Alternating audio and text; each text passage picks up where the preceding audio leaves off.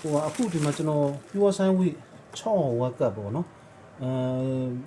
်ကျွန်တော်ဒီအစကလေးကကျွန်တော်ဒီပစ္စည်းတစ်မျိုးပဲတင်တာ6 watt full လို့သုံးလို့ရတဲ့ဟာတို့300 watt full လို့သုံးလို့ရတဲ့ဟာတို့အဲ့လိုကပ်မျိုးတွေတင်ပေးတာပေါ့နော်ဒါကျွန်တော်သူ့ရဲ့ packing တွေကနေထုတ်ပြီးတော့ကျွန်တော်ဒီမှာ battery O lipo 4 battery O နဲ့တွဲဖို့ O ပေါ့တွဲဖို့ O နဲ့သူ့ကိုအနေနဲ့ချိန်ထားပြီးသားဒါအရင်ကျွန်တော်စမ်းပြထားပြီးသားတွေပေါ့နော်အနေနဲ့ချိန်ထားပြီးသားအနေနဲ့ချိန်လိုက်လို့ရှိရင်ပါဝါဝင်ပြီးသွားလို့ရှိရင်သူ့ရဲ့ဟိုအထုပ်ကလည်းအကောင်းသုံးထားတယ်နောက် gate IC လည်းအကောင်းနေပေါ့တော်တော်များများလုံးကတော့4-500လောက်အထိကောင်းသုံးကြတယ်ကောင်းသုံးကြသူ့ဟိုဘလောက်တွေအထိရလဲဆိုတော့ကျွန်တော်ရှိရနေယူသွားပြီးသုံးတဲ့လူတွေကတချို့ဆိုလို့ရှိရင်ဟိုကိုရီးယားတော့ထမင်းချက်ဖို့ပါဖို့တွေမပြောဘူးပေါ့မပြောဘူးဆိုတော့တချို့တလုံးချက်အိုးတွေပါချက်စားတာမျိုးတွေရှိတယ်နောက်ဟိုဟာကျွန်တော်ပြောမယ်ဆိုရင်ရေမော်တာတို့အဲကွန်းတို့အဲ့ဒါမျိုးတွေလုံးဝမရဘူးသူတို့မော်တာဆိုလို့ရှိရင်တကောင်တို့ငန်းမှုတို့သုံးမှတ်တို့အဲ့ဒါမျိုးတွေပေါ့တင်ရတယ်ရေးတင်တယ်အဲ့ကြတော့ဟိုပ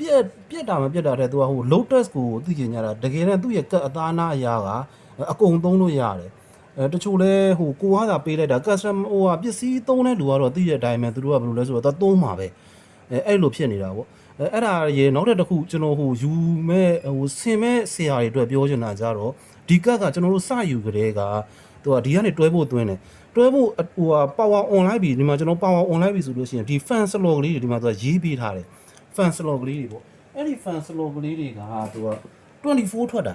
24ထွက်တဲ့အတွက်ကျွန်တော်24ဖို့ဟို DC 24 fan လေးတွေကိုကျွန်တော်ကတက်တင်ထားပေးတယ်သူ့ဟိုဟာဖြစ်ရင် DC 24ဒါမှမဟုတ်လို့ရှင်တော့တချို့ကတော့ back computer နဲ့ပြန်ချတယ်ဒါမှမဟုတ်ဘူးဆိုရင်သူကဒီအဝင်မှာပဲတွဲဖို့ line နဲ့ချိတ်ထားပြီးတော့ fan clock ကိုတခါတည်း on ပေးထားတယ်ပေါ့အဲ့တော့သူ့ကို on ပြီးဆိုရင်ဒီကနေပြီးတော့ fan တခါတည်း automatic လဲနေအောင်လုပ်တယ်ပေါ့အဲ့လိုမျိုးတွဲဖို့ fan ကိုသုံးတဲ့ခါကျရင်နည်းနည်းလေးဒီကတ်မှာအခက်အခဲရှိတယ်တချို့ကကျတော့ power on ပြီးဆိုတာနဲ့ဒီကနေslot ကနေ fan slot နှစ်ခုရှိတယ်အဲ့ဒီကနေပြီးတော့တွဲဖို့ပဲထွက်တယ်ကျွန်တော်ဟာ24ထွက်နေတယ်24ထွက်ဒါပေမဲ့အဝင်ရတော့တွဲဖို့ပဲသွင်းရုံပဲအဲ့ဒီတစ်ခုရှိတယ်သူကကျတော့ကျွန်တော်တို့ပုံမှန်နေပြောရင်အစကတည်းကသူကဟိုဟာက power station auto ဟိုအဆုံးလာတဲ့ထဲကနေကျွန်တော်အဲ့ power station သွင်းတဲ့စီကနေပြီးတော့ကျွန်တော်ဒီ module တွေဖြတ်ဝ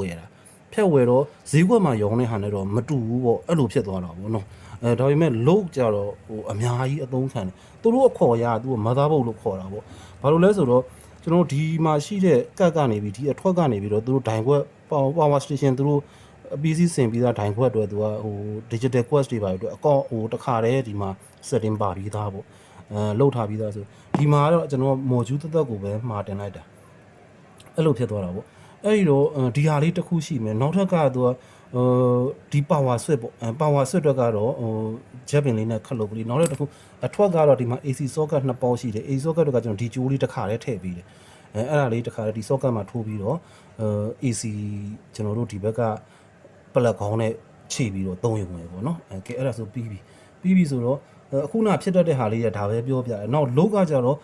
့ကြံတဲ့ဟာအကုန်သုံး air cooler ဘာညာဟိုမီးပြောက်ပန်ကာအကုန်လုံးသုံးကြတယ်နောက် pure sign weight ဖြစ်တဲ့အတွက်ဟိုလျှက်စစ်ပစ္စည်းအမှုတွေပေါ့ TV ကြည့်တာမျိုးတွေတို့ကွန်ပျူတာတွေအတွက်တော်တော်စိတ်ချရတယ်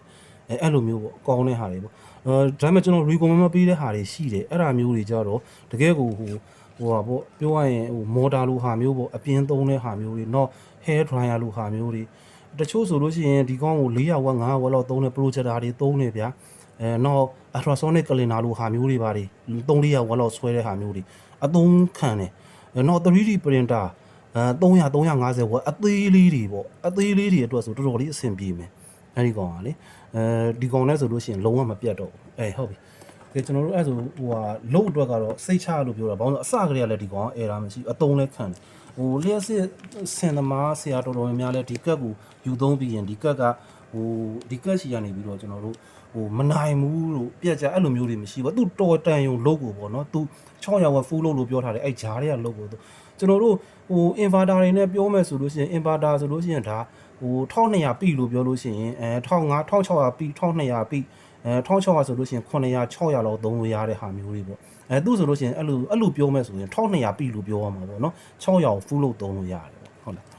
းဟုတ်အဲ့တော့ကျွန်တော်ဒီကောင်လေးကိုကက်ကလေးကိုကျွန်တော်စဆန်းမယ်နော်ကက်ကိုစဆန်းမယ်ဆိုတော့ကျွန်တော်ဒီမှာအဝင်အတွက်ကဟိုအပေါင်းလို့ထည့်ထားပြီးသွားပြီအပေါင်းလို့ထည့်ထားပြီးသွားပြီဆိုတော့ အထွက်ကိုတိုင်းကြည့်အောင်နော်အဲ့တော့ main တင်လိုက်ပြီကျွန်တော်ဟိုဟာလုံးလိုက်ပြီပေါ့ power ဖွင့်လိုက်ပြီဆိုရင်ဒီမှာကျွန်တော်တို့ panel light လင်းလာပြီပေါ့နော်လင်းလာပြီဆိုရင်ကျွန်တော်တို့ ACD ကထွက်ပြီးအထွက် AC ကိုတိုင်းမယ်နော်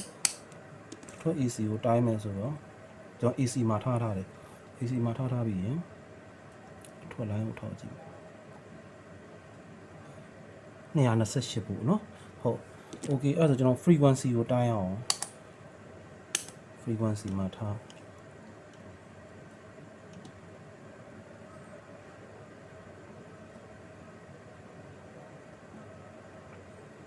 okay frequency ကလည်း50 Hz ပဲเนาะအဲ့တော့အကုန်စိတ်ချရပြီပေါ့အဲ့တော့220ထွက်တယ်ဟုတ်ပြီအဲ့တော့အဲ့ဒါကမပြီးသေးဘူးကျွန်တော်ကြိုးစာကို pure sine wave အစစ်ထွက်သလားဆိုတော့ကျွန်တော် power ပိတ်လိုက်မယ်เนาะpure sine wave အစစ်ထွက်သလားဆိုအဲ့တော့မီတာမှာအခုကျွန်တော်တိုင်းလိုက်တယ်220ထွက်တယ်နောက်ဟိုဟာထွက်တယ်ပေါ့frequency က50ပေါ့เนาะ frequency 50ထွက်တယ်အဲ့တော့ pure sine wave စစ်မစစ်ကြတော့ဒီမီတာနဲ့ကြည့်လို့မရတော့အဲ့တော့ oscilloscope ပေါ့ oscilloscope ဆိုတော့ဒီဟိုဟာပေါ့ fantasy oscilloscope 3 in 1လေ3 in 1 digital သူကကျတော့အဝင်ကသူက40 volt လောက်ပဲရတော့ကျွန်တော်တို့ဟို extend နဲ့ပြန်တိုင်းကြည့်လိုက်မယ်ပေါ့နော်အဲ့တော့သူ့ရဲ့ပါတဲ့ဟာဒီကျိုးလေးတွေပါမယ်နော်ဒီ catalog လေးပါမယ်နော်ဒီကောင်လေးတွေပါမယ်နော်သူ့မောင်းတန်လေးအတိုင်းဒီဘက်ကကျွန်တော်တို့ component လေးတွေတိုင်းတာသူရေးထားတာကကျတော့သူကဘယ်လိုရေးထားမလဲဆိုရင်oscilloscope 3 in 1 oscilloscope digital oscilloscope and transistor tester ဆိုကျွန်တော် transistor တွေ gate တွေအဲ့ကောင်တွေအပြက်သလားကောင်းသလားကဒီမောင်းနှံလေးရနေပြီးတော့တိုင်းနေเนาะဒီမှာ device တွေတိုင်းမှုအတွက် cathode line တို့ anode line တို့ cathode anode တွေလည်းပါမယ်အဲ့တော့ဟိုကျွန်တော်တို့ diode တွေပါတွေလည်းအဆင်ပြေတဲ့သဘောမျိုးဒီဟာအတွက်ကျွန်တော်နောက်သက်ပြန်လုပ်ပေးမယ်เนาะအခုလောလောဆယ်ကျွန်တော်ဒီကောင်ကို pure sine wave စစ်မစစ်ပေါ့အဲ့ဒါလေးကျွန်တော်တို့တစ်ခေါက်စကြည့်အောင်ဒါသူ့ရဲ့ pro ဆိုတော့သူ့ရဲ့ pro အတွက်ကကျွန်တော် extend ကိုထားဖို့လို့အတွက်ကိုနောက်ထပ်တစ်ခုကကျွန်တော်ဒီမှာဒီ pro လိုတာပေါ့နော်ဒီ pro မှာကျွန်တော်တို့ဒီမှာဟိုမှာ extend ကိုထားလိုက်တာပေါ့နော်ဒါကကြတော့ hardware setting ပေါ့အဲ့တိုင်းထားလိုက်မယ်ဆိုရင်သူကဘာလဲဆို extend ကိုထားလို့ရှိရင်clock က frequency က40 MHz တိသွားတယ်ဆိုတော့ဒါ time domain ယော့သွားတယ်ဆိုပေါ့နော်နောက်ထပ်တစ်ခုဒီမှာ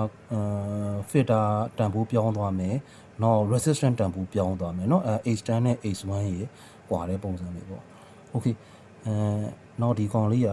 calibration ပေါ့ calibration တော့ကတော့ तू ကသိချမြင်နေ तू ကချိတ်လောင်းထားပြီးသားသူ့ရဲ့ auto time ပဲကျွန်တော်ထားလိုက်တယ်เนาะ calibration အဲ့တော့အဲ့ဒီကြိုးလေးနဲ့ကျွန်တော်တို့ချိတ်မယ်ဆိုတော့အခုနာကဒီ3 pin socket ကလေးပေါ့3 pin socket ကလေးနဲ့ဒီမှာကျွန်တော်တို့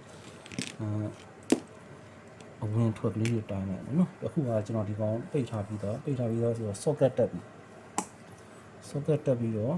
ကျွန်တော်ဒီကောင်လေးပေါင်းလို့ကလေးချိန်လိုက်အောင်နော်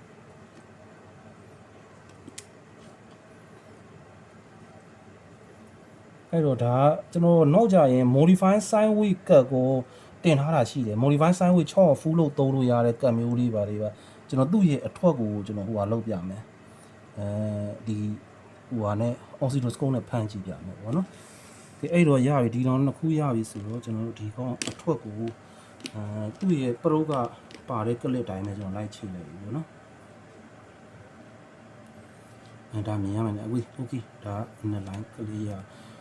AC ဖြစ်တဲ့အတွက်တော့တအားတော့ဇာမရှိပါဘူးနောက်ပြီးကြတော့ကျွန်တော်ဒီ line ကလေးချိန်ပြီပေါ့နော်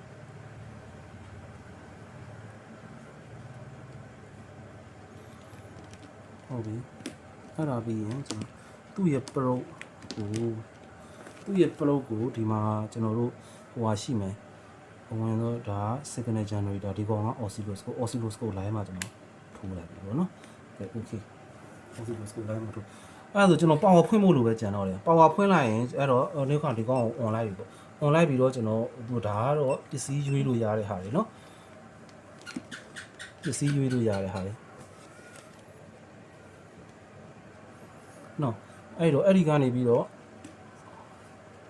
ကျွန်တော်ဟိုဟာကိုရွေးမယ် oscilloscope ကိုရွေးမယ်နော် oscilloscope okay oscilloscope ဝင်သွားပြီပေါ့အဲ့တော့ကျွန်တော်တို့ဒီမှာline တွေအကုန်လုံးချိတ်ပြီးသားဆိုလို့ရှိရင် oscilloscope ကဟိုဟာဒီမှာတခြားပြန်ကြည့်ရမယ်ပေါ့ oscilloscope မှာ ဒီမှာလွဲသွားရင်လည်းမရအောင် setting ကဒီကောင်ကဟို100ဖို့မှာထားတယ် ski ဆိုတော့ဒီလိုတကွက်ချင်းစီကသူက100သွားမှာပေါ့နော်ဒီမှာsoftware setting မှာလည်းကျွန်တော်တို့ဟိုဟာ extend ကိုထားရမှာ extend ထားမှာဒီမှာတိုင်းထိုမင်းကတော့ကျွန်တော်တို့အဆင်ပြေသလိုချိန်မယ်နော် AC မှာထားတယ်ဒါလေးတွေကကျွန်တော်ဒီဟာလေးတွေနဲ့ကစားသွားလို့ရတယ်နော်အဲ့တော့နောက်တစ်ခုကျွန်တော်တို့ setting မှာ auto ပဲထားပြီးတယ်နော် auto ထားပြီးဆိုတော့ဒါကျွန်တော်တို့ဖွင့်ရုံပဲရှိရဖွင့်ရင် pure sine wave ထွက်မလားပေါ့နော် okay ကျွန်တော် power ဖွင့်ကြည့်ပြီအဲ့တော့ဒီမှာထွက်တာမြင်ရမှာထင်တယ်နော်ကျွန်တော်တို့ oscilloscope မှာ pure sine wave သူကရှင်းနေအောင်ထွက်တယ် pure sine wave ဒီမှာကျွန်တော်တို့ဟို v maximum နဲ့ v minimum ပြပေးတယ်နောက်တစ်ခု average ပြပေးတယ်နောက်တစ်ခုကကျတော့ frequencyက50 hertz ပေါ့ 0.050 kHz ဆိုတော့အရှိထွက်လိုက်50 hertz duty cycle ကလည်း50တော်တော်လေးကိုတိကျတယ်ဒီ connection အပြီးအစီးလုပ်ထားတာပေါ့တော်တော်လေးတိကျတယ်နော် pure sine wave လည်းအစစ်ထွက်တယ် okay အဲ့ဒါဆိုရင်တော့ကျွန်တော်ပြစရာဟိုဟာဖြစ်ပြီရှင်နော်အဲ့တော့ကျွန်တော် power ပိတ်လိုက်ပြီဒီမှာ power clock ကိုပိတ်လိုက်ရင်ဒီမှာသူက pure sine wave မထွက်တော့သူကဟိုဟာပြန်ဖြစ်သွားပြီနော်အဲ့တော့ဒီမှာရှိတဲ့ကျွန်တော်တို့ဟိုဟာတွေ light chain မဲ့ဆိုလို့ရှိရင်တော့သူအခုနပြတဲ့ကျွန်တော် wave form လေးကပုံစံပြောင်းသွားမှာပေါ့နော်အဲ့ဒါလေးတွေကိုကျွန်တော်ဒီ fantasy 3-in-1 လေးကိုစမ်းပြတဲ့အခါကျရင်တက်ပြန်ပြပေးမယ်နော်ဟုတ်ကဲ့အဲ့အခုကတော့ဒါ customer အတွက်စမ်းပေးတာဆိုတော့ရပါပြီနော်ဒီလောက်ပါ